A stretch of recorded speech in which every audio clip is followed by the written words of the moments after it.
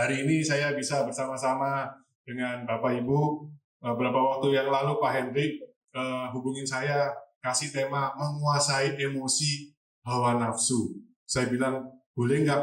Saya nggak dikasih tema ini ya. Ini agak susah nih temanya ya. Cuma katanya Pak Hendrik, jadwal yang lain sudah terisi. Mau nggak mau ini, kalau nggak khotbah di sini ya. Padahal saya udah lama nggak dikasih kesempatan nih. Di sini ini baru pertama kali sejak gedung ini ada nih ya. Wah, saya senang banget ya. Ya udah, jadi mau nggak mau ya, saya terima aja ya, Pak Hendrik ya. Dan ini harus jujur, saudara. Emosi itu semua pasti punya, ya kan? Hawa nafsu semua ada sebagai manusia. Kalau kita sudah manusia yang ngawang-ngawang 5 cm di atas tanah ya, mungkin kita nggak punya emosi sama hawa nafsu lagi.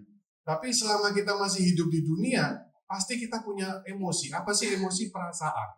Ya, sama seperti istri saya kemarin, berapa hari lalu kita tinggalin anak kita kuliah di tempat yang jauh. Kalau mau ke tempatnya dia mesti transit gitu ya, nggak bisa langsung, nggak ada pesawat yang langsung. Jadi waktu hari terakhir kita mau tinggalin, mau balik hotel tuh habis jogging, kita naik kereta gitu ya. Di kereta dia bilang dia udah nangis, udah sedih. Waktu di kamar kita mesbah keluarga, kita doain dia, wah dia tambah nangis lagi. Terus di pesawat mau terbang gitu ya, dia nangis. Di rumah kemarin di kamar nangis, di mana nangis. Jadi hari-hari ini dia banyak sedih.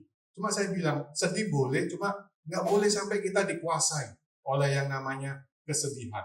Terus kemarin dia tanya, ini mau ngapain nih ya kita gitu ya? Karena waktu kita pulang, anak kita yang besar juga harus pergi berangkat kerja ke luar kota, belum balik sampai besok lusa. Jadi di rumah kayak pacaran lagi nih kita berdua, tapi ada atmosfer sedih-sedihnya gitu ya, saudara ya. Nah, tema hari ini menguasai emosi. Salah satu emosi kesedihan, kemarahan, ketakutan di dalam kondisi ekonomi bisnis ya, yang katanya Indonesia gelap hari-hari ini gitu ya. Ada beberapa yang bilang seperti itu. Nah, kita mungkin mulai khawatir, kita mulai takut. Harus diakui juga di dalam kondisi bisnis saya juga semakin menurun tahun ini. Tapi saya bersyukur Tuhan itu luar biasa, sama seperti lagu-lagu ya, penyembahan yang tadi kita naikkan. Kalau Tuhan itulah yang menjadi kepuasan kita. Tuhan itulah sumber kekuatan kita. Tuhanlah segalanya. Jadi saya bersyukur berapa bulan terakhir ini mau omset lagi naik, omset lagi turun, mau seperti apa, nggak terlalu terganggu lagi, saudara. Kalau dulu tuh kayaknya pikiran banget gitu ya, sampai menghilangkan damai sejahtera di dalam hati saya. Tapi walaupun sekarang naik turun seperti ini, udah lebih tenang. Nah, mau tahu rahasianya, saudara? Sama-sama kita belajar ya di dalam firman Tuhan. Apa akibatnya, saudara, kalau kita itu nggak menguasai emosi dan hawa nafsu? Nah, emosi itu tadi perasaan. Hawa nafsu itu apa? Hawa nafsu itu keinginan untuk memuaskan diri sendiri. Dan kalau di dalam firman Tuhan, hawa nafsu kepuasan diri sendiri yang negatif, yang buruk gitu ya. Nah, apa akibatnya, saudara, kalau kita itu nggak menguasai emosi dan tidak menguasai hawa nafsu? Dan sebenarnya kita bisa menguasai itu bukan karena kekuatan kita.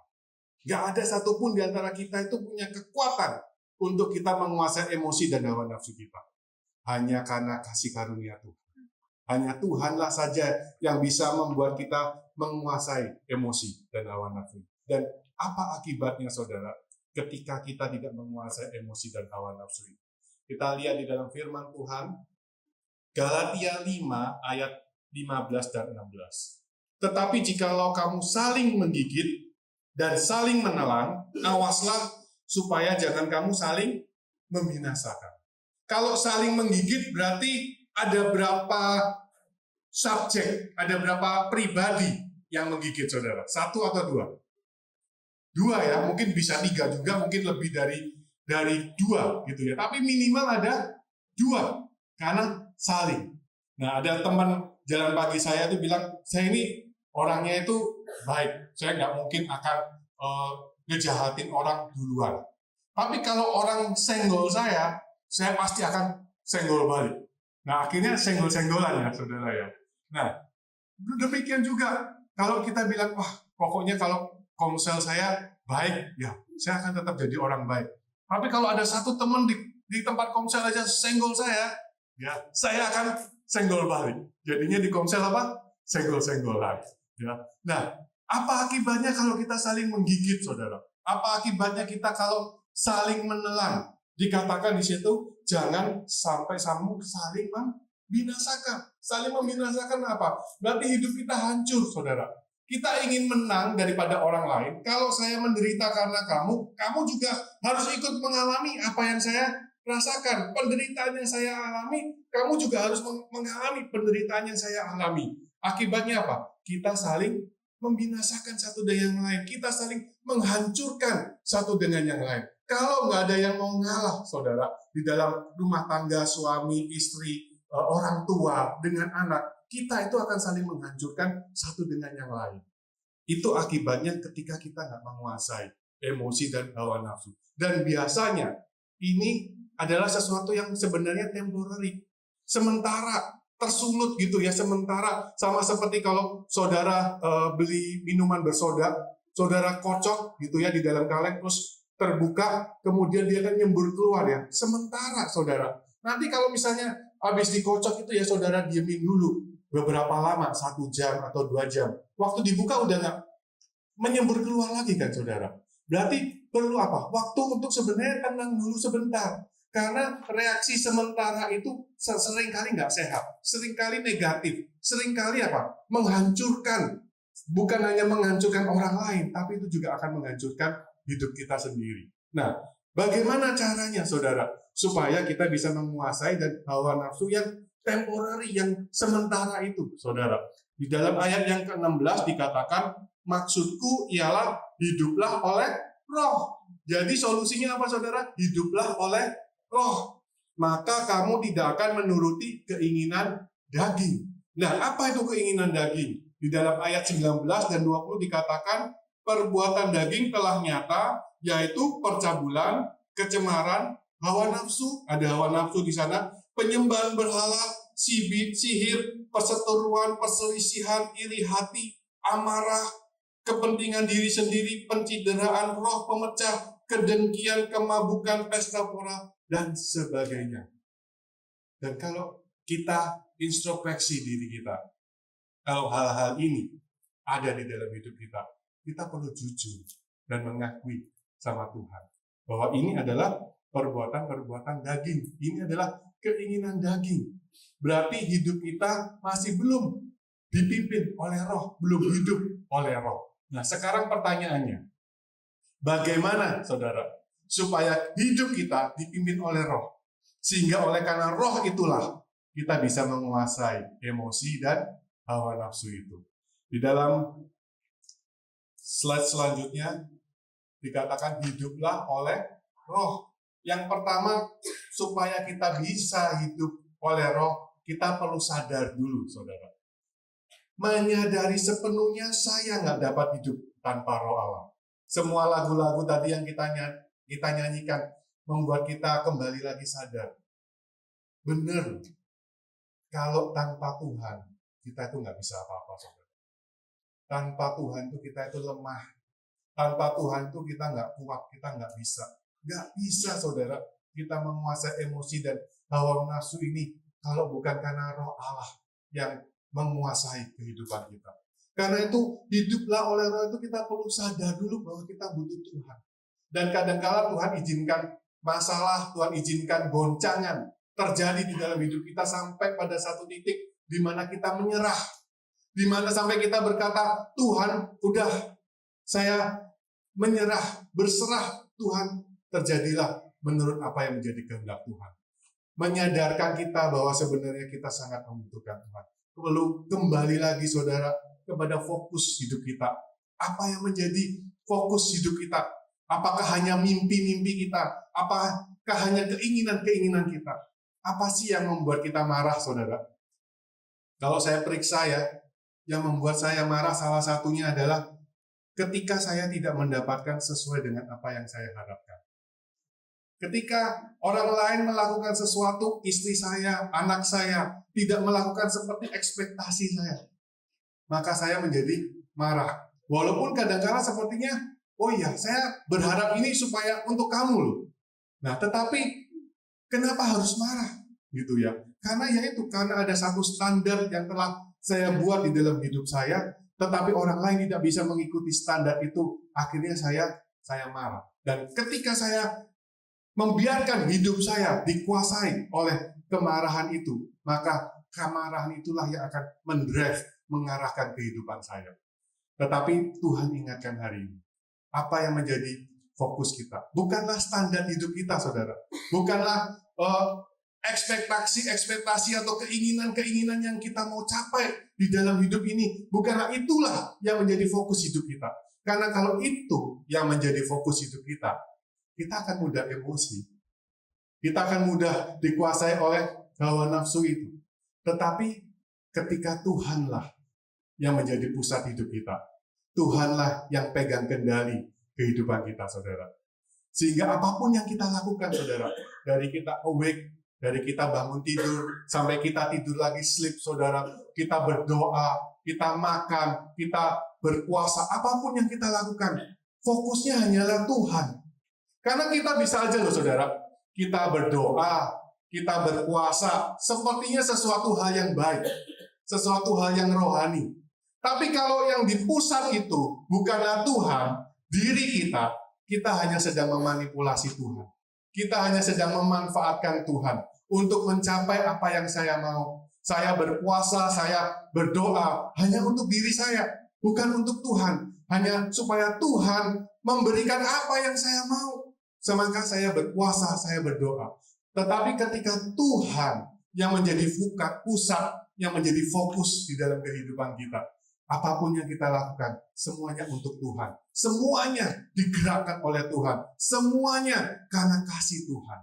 Karena itu yang pertama, mari kita kembali lagi, saudara. Fokus aja sama Tuhan. Apa yang menjadi rencana Tuhan? Apa yang Tuhan mau? Marilah kita mengalami perjumpaan pribadi dengan Tuhan setiap hari. Mengalami kasih Tuhan setiap hari. Itulah yang memuaskan hasrat kita. Itulah yang memuaskan hati kita, saudara. Sehingga ketika kita berkomsel pun, saudara, fokusnya bukan diri kita. Apa akibatnya loh, saudara?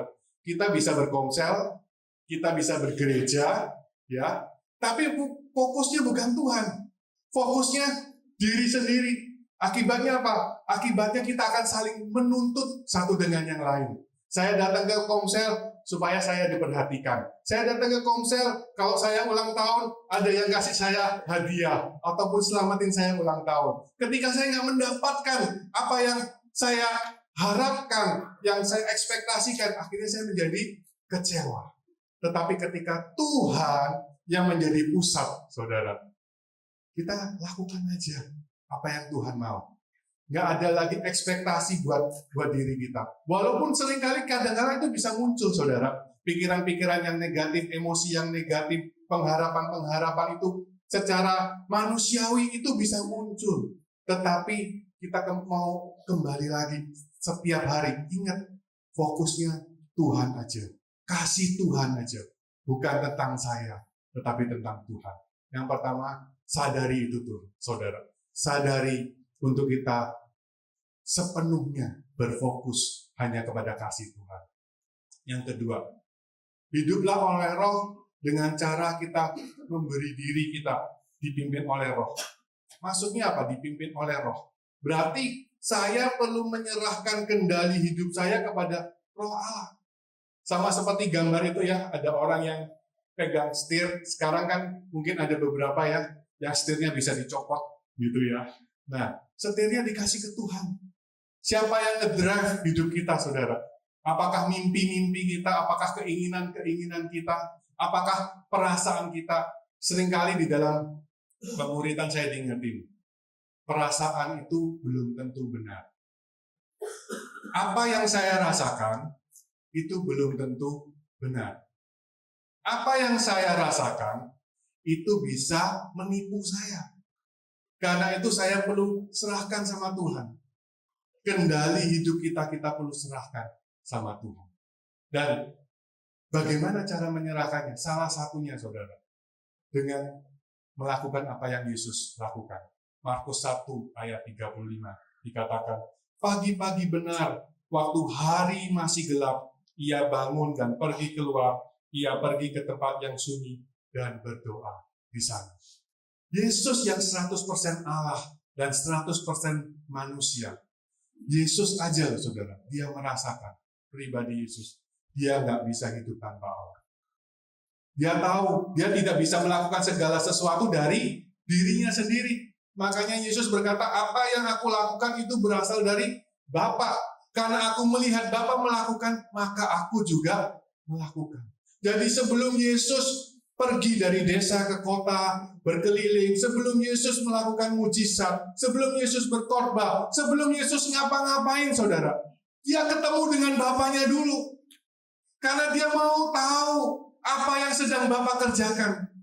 Jangan sampai kita sibuk, saudara, dan kita sibuk, oh ternyata itu bukan rencana Tuhan di dalam hidup kita. Kita banyak melakukan segala sesuatu hal, tetapi ternyata bukan itu yang menjadi kehendak Bapa. Yesus pagi-pagi dia cari Bapaknya dulu. Bapa, aku mencari Engkau karena aku tahu, kalau aku jalan sendiri, aku bisa salah jalan. Aku serahkan kehendakku, aku serahkan setir hidupku kepada Tuhan, kepada Bapa, supaya Bapa yang mengendalikan hidupku. Sehingga tahu, saudara, ketika Bapa yang mengendalikan hidup kita itu bisa lebih tenang. Saudara. Kenapa? Karena kita tahu ini bukan rencana saya kok. Ini bukan maunya saya. Sama seperti apa? Ketika kita punya usul, ya di dalam gereja pasti kita bisa memberikan usulan dong. Kita bisa memberikan masukan. Ketika kita memberikan usulan masukan, itu maunya saya atau maunya Tuhan?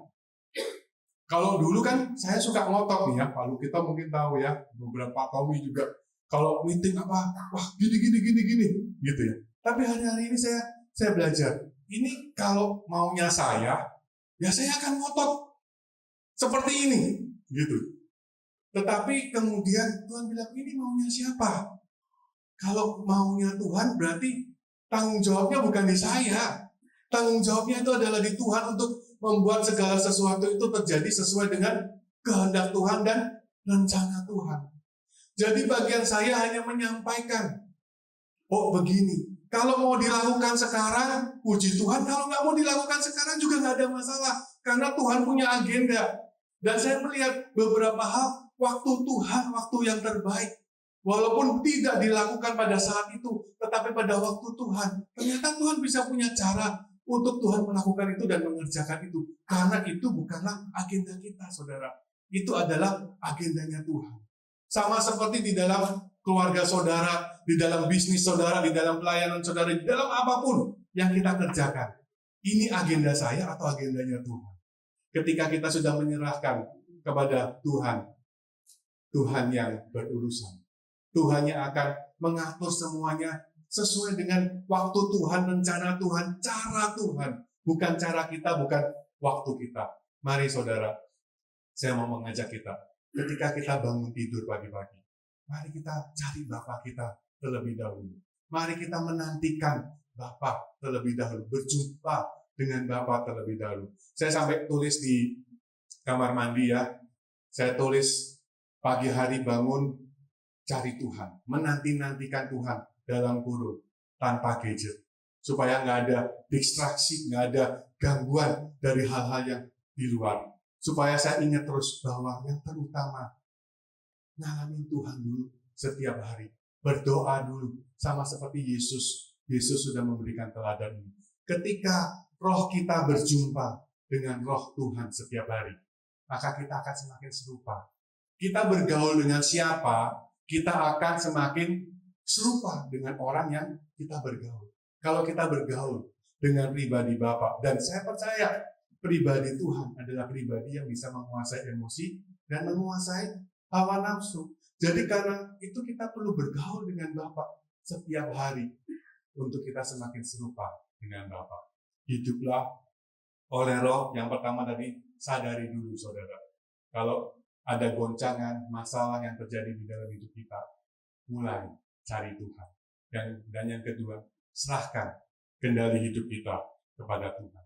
Tapi yang menjadi masalah problem manusia di akhir zaman, Dallas Willard bilang, ketergesaan adalah musuh besar kerohanian kita pada masa kini. Anda harus mengeliminasi ketergesaan dengan kejam, keras dari hidup Anda. Hari-hari ini orang suka yang cepat, yang instan. Kalau saudara lihat di sosmed ya, anak yang baru kuliah itu bisa punya uang MM-an. Kok cepet banget ya? Kayaknya saya ngumpulin 1 M itu butuh berapa puluh tahun gitu ya. Kok ini anak masih kuliah bisa cepet banget? Terus kalau saudara lihat teknologi membuat kita itu bergerak semakin cepat. Saya lihat satu berita China itu buat satu kereta api yang kecepatannya 2 kali bus, saudara, 600 km per jam. Jadi kalau bus dari Jakarta ke Surabaya mungkin bisa 3-4 jam. Kalau pakai kereta itu yang sudah diuji coba, itu bisa hanya 2 jam aja mungkin, saudara. Begitu cepat. Jadi dunia ini menuntut kita, membawa kita kepada ketergesaan. Semua kepingin cepat, saudara. Pertanyaannya, kita akan mengikuti arus dunia ini atau arusnya Tuhan, saudara. Nah, Carl Jung berkata, ketergesaan bukanlah dari setan, tetapi ketergesaan itulah setan. Jadi yang kepingin cepat-cepat itu, saudara, itu adalah dari setan. Itu adalah setan itu sendiri. Dan kalau kita dikuasai, itu terus hidup kita dikuasai, didrive oleh si iblis itu, saudara.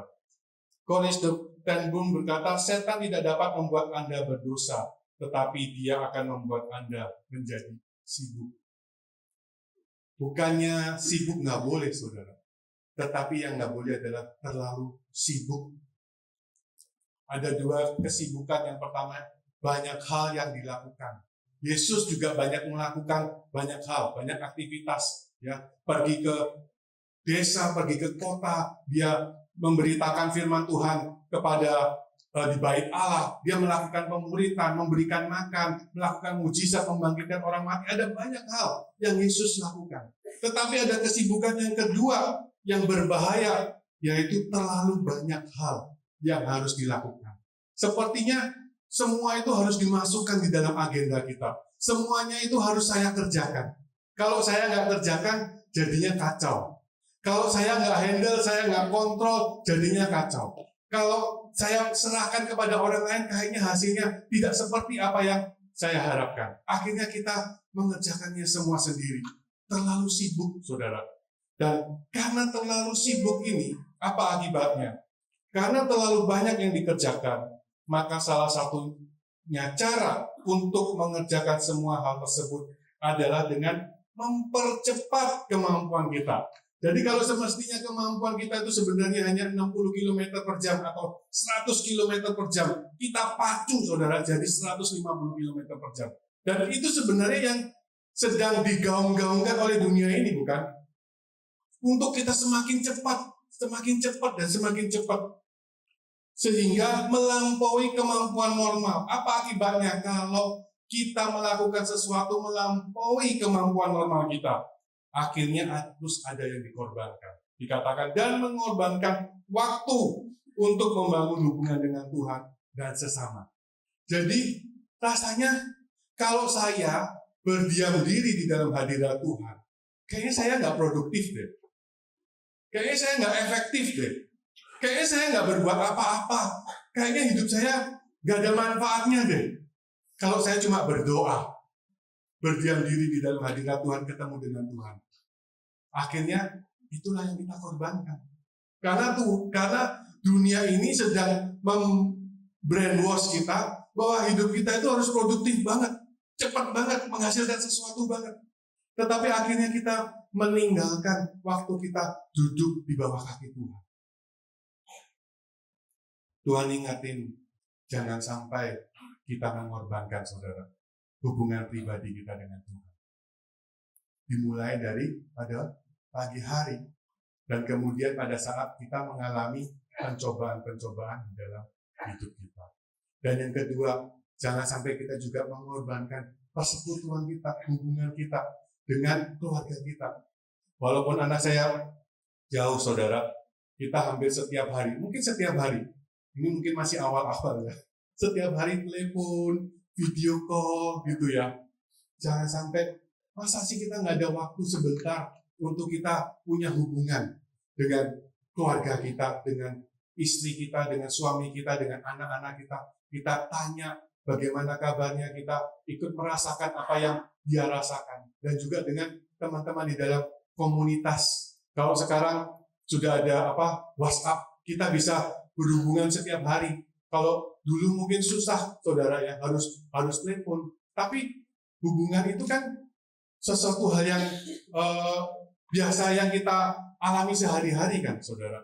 Sama seperti kita lagi ngedit berdua, boleh dong kita foto, terus kita taruh di grup WhatsApp Komsel, ada hubungan satu dengan yang lain. Kita bisa membangun hubungan dengan sesama. Tetapi kalau kita melihat, nggak ada gunanya, ngapain saya bangun hubungan dengan teman di Komsel gitu ya, nggak produktif, nggak ada hasilnya gitu ya saudara. Maka kita akan mengorbankan hubungan kita dengan teman-teman kita yang ada di dalam Komsel. Jadi saudara, mari kita melihat hubungan kita dengan Tuhan dan hubungan kita dengan teman-teman di Komsel adalah sesuatu yang berharga, yang tidak boleh kita korbankan karena ambisi pribadi kita, karena apa yang kita mau capai di dalam kehidupan ini. Nah, satu slide yang terakhir sebelum sebentar lagi dan akan memperlengkapi ya firman hari ini. Untuk kita menguasai emosi dan hawa nafsu tidak bisa dengan kekuatan kita saudara. Hanya kekuatan Tuhan saja, kekuatan Bapa saja yang bisa membuat kita bisa menguasai emosi dan hawa nafsu yang sesaat itu tadi. Bagaimana caranya? Yesaya 30 ayat 15 dan 16. Dikatakan, sebab beginilah firman Tuhan Allah yang Maha Kudus, Allah Israel, dengan bertobat dan tinggal diam, kamu akan diselamatkan. Kamu akan diselamatkan. Kamu akan diloloskan, saudara. Kamu akan dijauhkan dari kecelakaan.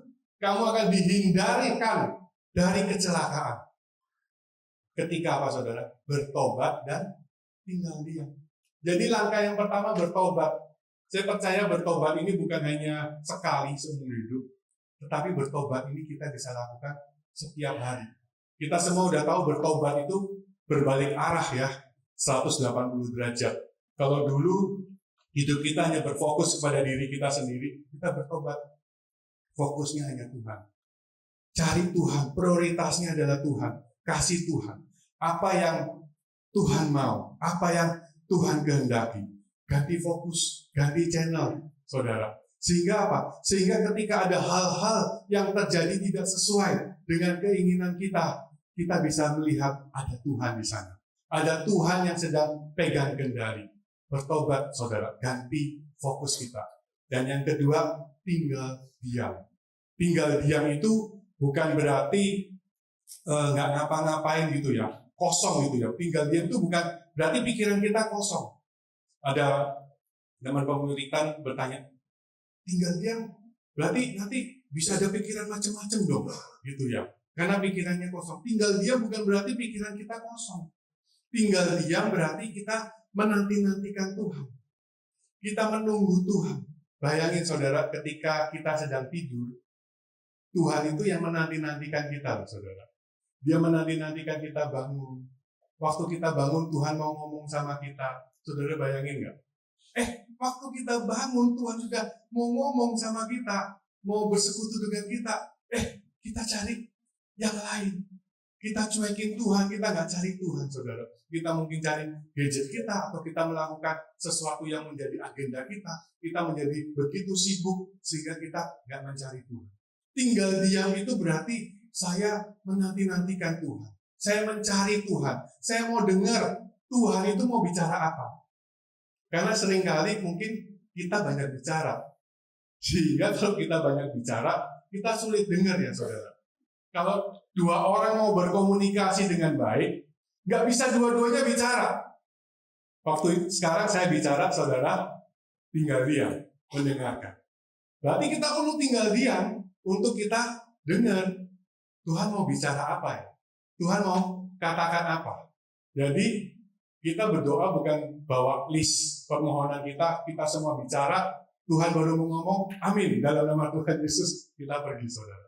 Tetapi maksudnya kita tinggal diam, kita menyediakan waktu untuk kita dengar Tuhan mau bicara apa. Dan perkataan Tuhan itulah yang kita dengar itu saudara. Hasilnya apa? Dikatakan kita menjadi tenang. Dalam tinggal tenang dan percaya, kita menjadi percaya saudara. Hati kita menjadi tenang dan hati kita menjadi percaya. Karena perkataan Tuhan itu yang akan menjadi iman di dalam hidup kita. Apa yang kita dengar itu yang menjadi rema di dalam kehidupan kita. Tinggal tenang dan percaya, terletak kekuatannya. Jadi kalau kita mau punya kekuatan untuk kita menguasai emosi dan hawa nafsu, kita perlu bertobat dan tinggal diam, dan kemudian hasilnya kita akan tinggal tenang dan kita percaya. Sehingga ketika ada sesuatu hal yang terjadi tidak sesuai dengan pengharapan dan ekspektasi kita, kita percaya Tuhan sedang pegang kendali. Tuhan sedang melakukan sesuatu yang saya tidak bisa lihat hari ini. Tetapi janji Tuhan, ya dan amin, semuanya akan menjadi kebaikan tepat pada waktu Tuhan. Amin. Tetapi selalu ada pilihan. Dikatakan ayat ini belum selesai, tetapi kamu enggak. Ada pilihan yang kedua. Ayat 16, kamu berkata bukan, kami mau naik kuda dan lari cepat, maka kamu akan lari dan lenyap. Katamu pula, kami mau mengendarai kuda tangkas, maka para pengejarmu akan lebih tangkas lagi. Ada pilihan yang kedua. Kita masih mengandalkan kekuatan kita sendiri. Kita masih merasa kita mampu, kita bisa. Saya harus lebih baik lagi, saya harus lebih cepat lagi, sehingga membuat kita apa? Tidak mengandalkan Tuhan di dalam kehidupan kita. Mana yang mau kita pilih, saudara? Mari saya ajak Bapak Ibu Saudara, setiap kali kita bangun tidur pagi hari, cari Tuhan terlebih dahulu. Utamakan Tuhan terlebih dahulu. Berjumpa dengan Tuhan. Kita punya waktu-waktu berdiam diri bersama dengan Bapa pada pagi hari. Dan pada saat-saat pencobaan itu datang di dalam kehidupan kita, sama seperti tadi itu ya, Coca-Cola atau soda itu ya, kita cari waktu berdiam diri dulu. Supaya apa? Supaya jadi tenang. Karena keputusan yang sering kali diambil pada waktu kita sedang emosi atau sedang memuncak-muncaknya itu ya, itu adalah keputusan yang salah. Tetapi ketika kita sudah diam dan tenang, barulah kita bisa memutuskan yang benar sesuai dengan apa yang Tuhan kehendaki.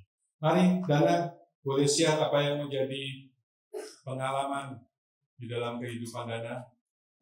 Ini bukan OVO, bukan apa, Shopee, tapi ini Dana.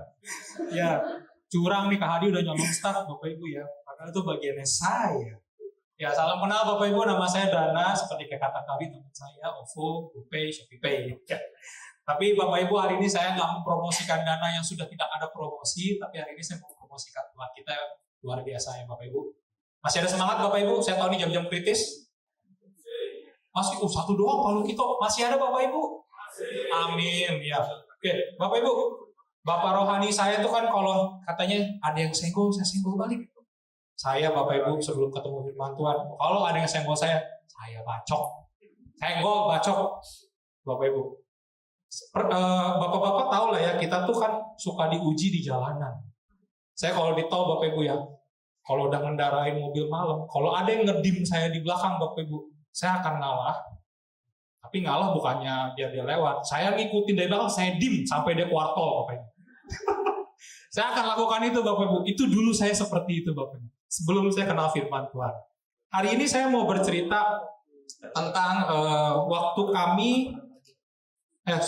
mertua saya beli rumah Bapak Ibu. Jadi mertua saya beli rumah baru, tapi karena kondisi mertua saya mobilitasnya agak terbatas, jadi kami harus renovasi Bapak Ibu. Renovasi dan kondisi juga saya dan istri sudah tinggal duluan. Mertua saya memang belum tinggal duluan. Jadi kami mau renovasi secara cepat beberapa bagian supaya mertua saya bisa segera pindah ikut kami gitu. Nah, Karena terlalu banyak, kami mau ngejar waktu, jadi kami pakai 3 vendor Bapak Ibu. Wah, luar biasa ya Bapak Ibu, 3 vendor. Nah, kita hadepin orang satu ya udah susah setengah mati Bapak Ibu ya, apalagi ini 3 vendor. Nah, hari pertama saya ngambil cuti Bapak Ibu, saya sengaja. Kenapa? Karena saya itu orangnya cermat, terstruktur, dan rada-rada bersih. Jadi di rumah yang bersih-bersih saya Bapak Ibu. Jadi saya udah mau pantau nih tembok saya bakal kotor nggak nih, wah bakal hancur nggak nih, apa nggak nih. Saya di kepala udah banyak banget muncul Bapak Ibu. Nah puji Tuhannya ya Tuhan kasih saya penghiburan. Yang tukang pertama itu ya Bapak Ibu, mereka ngeberantakin, tapi langsung disapu Bapak Ibu.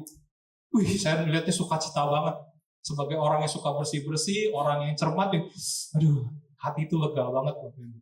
Yang satu lagi juga itu yang lagi ngurusin tangga juga, mereka habis nyemen dibersihin, terus diukur dengan seksama. Saya suka banget Bapak Ibu. Dan dua vendor ini tukang-tukangnya Bapak Ibu ya, datangnya on time. Jam 8 udah standby. Saya masih tidur, belum bangun, mereka udah standby duluan. Nah, saya orangnya yang cukup menghargai waktu. Tapi Bapak Ibu, vendor ketiga ini Bapak Ibu, aduh, saya tahan napas susah, buang napas juga susah. Ya Bapak Ibu. Hari pertama datangnya udah telat Bapak Ibu, jam 10.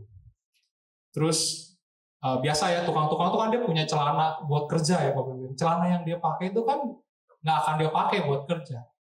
Di rumah kami itu ada gantungan jaket, helm, ini punya pribadi kami loh. Mereka copot celana gantung di situ Bapak Ibu.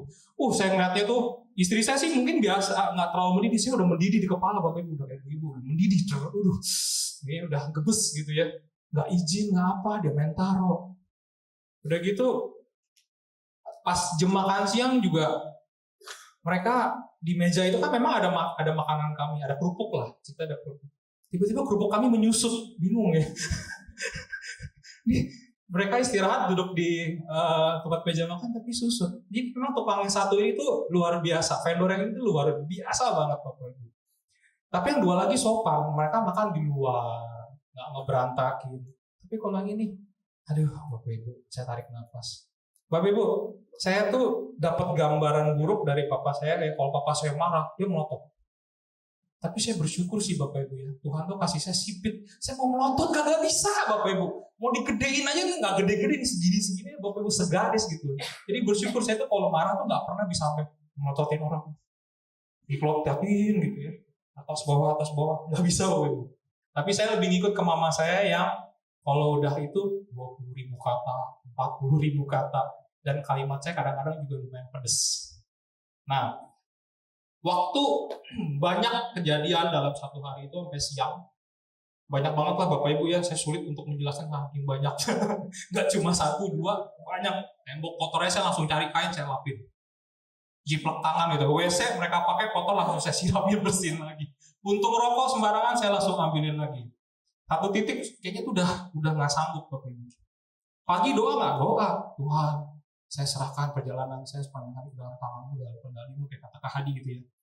Tapi tetap aja pada pencobaan iblis ya gitu Bapak Ibu, ada aja gitu ya. Nah, siangnya saya udah kayak ngatahannya, karena kan saya yang jadi mandor gitu ya. Saya di situ seharian, makin banyak yang masuk, terus juga banyak hal-hal dunia yang saya tahu.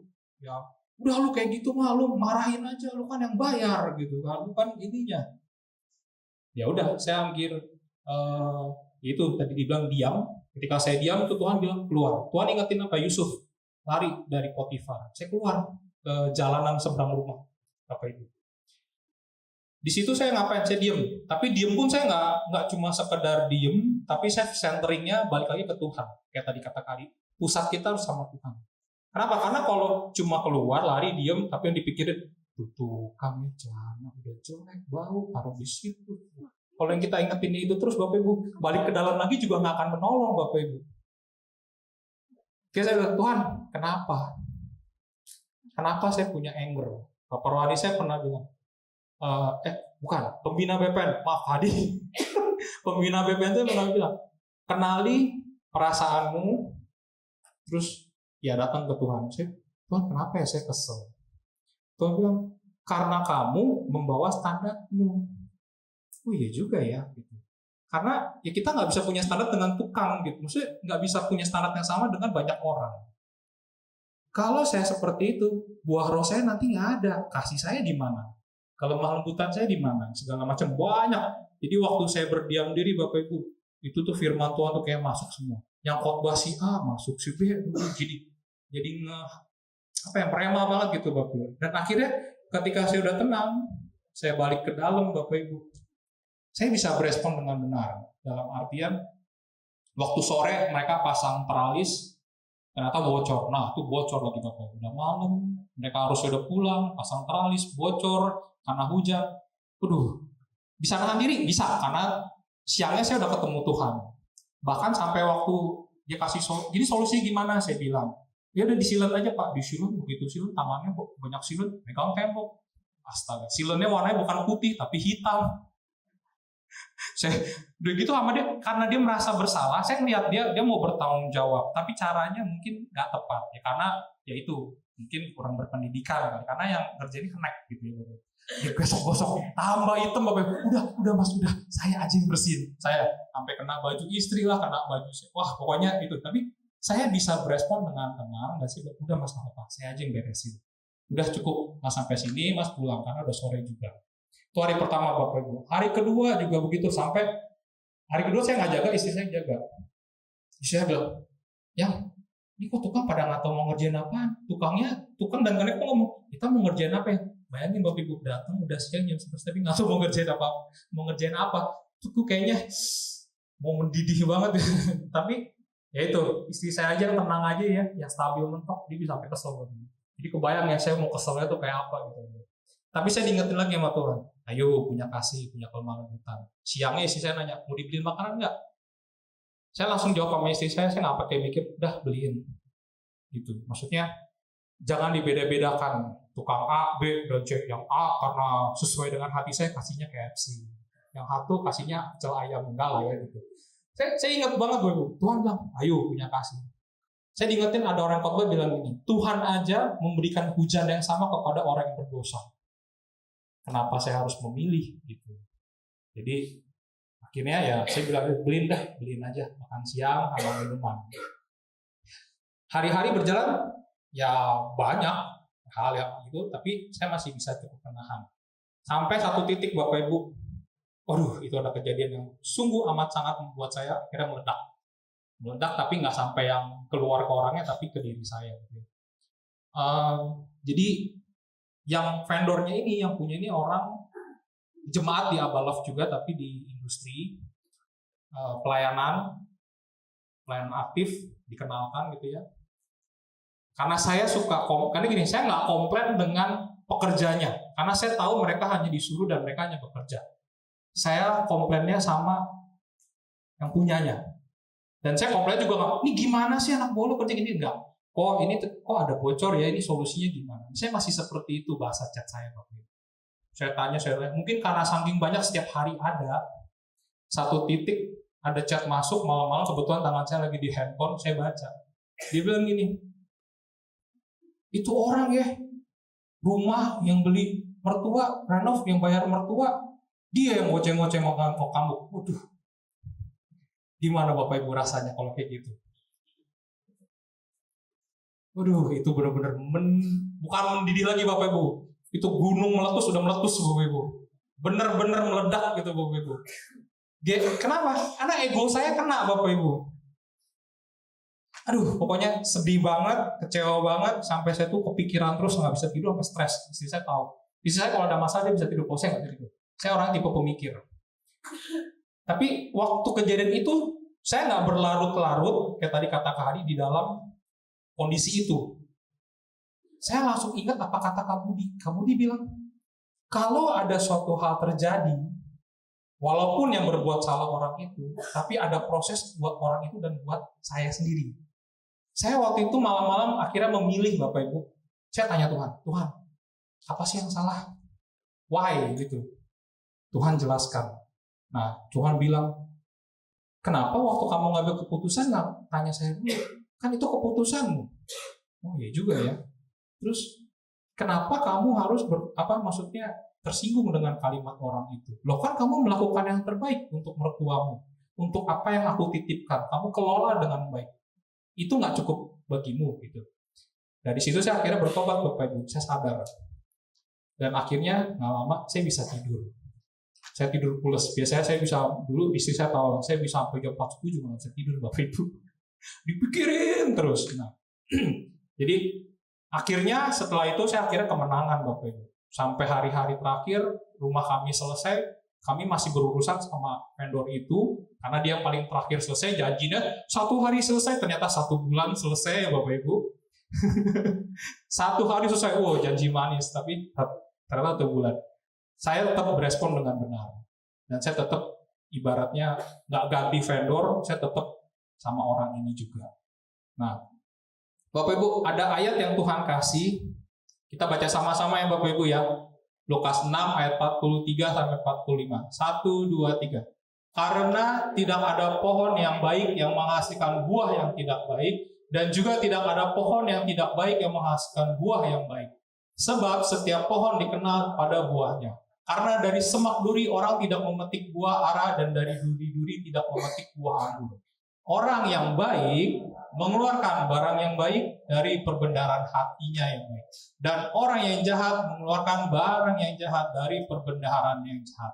Karena yang diucapkan mulutnya meluap dari hatinya. Kalau di KBBI ya, perbendaharaan itu dibilangnya tempat penyimpanan harta. Bapak Ibu, ibu-ibu dulu deh. Ibu-ibu yang punya kotak perhiasan nggak mungkin dong isinya sendok garpu. Kecuali emas, sendok garpunya iya. Tapi pasti perhiasan, sesuatu yang berharga, sesuatu yang penting buat Bapak Ibu. Bapak-bapak juga gitu, pasti ada jam tangan, cincin, ikat pinggang, LV gitu ya di situ. Jadi nggak mungkin di dalam sana tuh sesuatu yang buruk. Nah, Bapak Ibu, saya yang tadi saya ceritakan waktu dulu yang saya bilang saya nggak baca karena saya tahunya itu adalah orang dunia melakukan hal seperti itu, maka saya akan lakukan itu. Ketika saya tahu firman, Bapak Ibu, saya langsung shifting. Saya langsung memutuskan untuk melakukan apa yang benar. Walaupun memang bukan sesuatu yang enak. Butuh kasih karunia, minta sama Tuhan, tetapi saya belajar untuk, ya itu, otak perhiasan saya cek. Benda apa sih yang udah nggak bagus? Memang nggak berharga. Berharga bukan berharga secara dunia, tapi berharga di mata, maksudnya secara Allah gitu ya, secara Tuhan. Saya ganti, saya ubah semua, saya buang. Hari-hari saya, sampai hari ini saya masih berproses Bapak Ibu. Saya belum sempurna, tapi saya belajar. Hari-hari ini saya cek kotak perhiasan saya, apa yang masih buruk yang saya harus buang. Nah, saya ngajak Bapak Ibu juga, kita yuk beresin kotak perhiasan kita yang jelek, udah buang aja Bapak Ibu. Dan kita bersyukur Bapak Ibu ya, di gereja kita itu makanannya lengkap Bapak Ibu. Ya, tema-temanya self mastery dari awal tahun sampai akhir itu tuh membangun kita Bapak Ibu. Kita harus bersyukur dan kita sama-sama temuin harta berharga firman Tuhan apa yang kita bisa taruh di dalam kotak perhiasan kita. Yang sehingga nanti ketika kita dihadapkan dengan sesuatu yang kita buka, nih cincin berlian gue kasih buat lu gitu ya kan. Jangan sendok garpu Bapak Ibu ya. Ya, itu aja dari saya. Tuhan Yesus memberkati. Thank you. Ya Bapak Ibu, siapakah yang mau menyerahkan kendali hidup kita sama Tuhan? Kalau Bapak Ibu mau, mari saya undang bangkit berdiri, serahkan. Kendali hidup kita, setir hidup kita, serahkan sama Tuhan.